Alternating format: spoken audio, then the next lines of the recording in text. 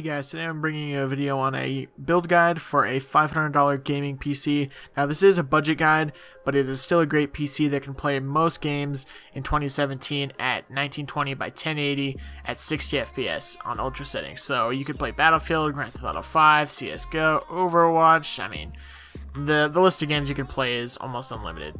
So let's get started. So for this build, I went with the Pentium G4600, and it's clocked at 3.6 gigahertz.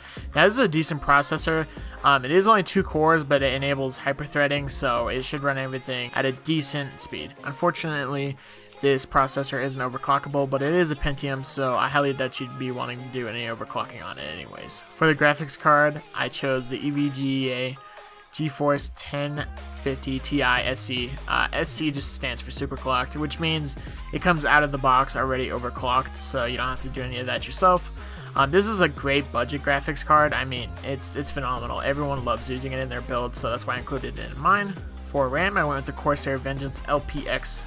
It's 8 gigabytes on one stick of DDR4 RAM, clocked at 2400 megahertz.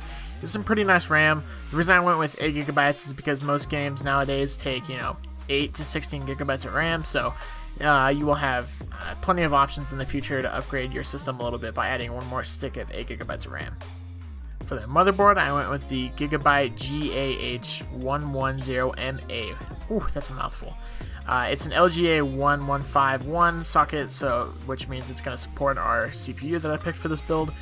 It's a micro ATX board, so it's going to be much smaller, but this case that I'm picking out for you guys is also very small, so it'll work out.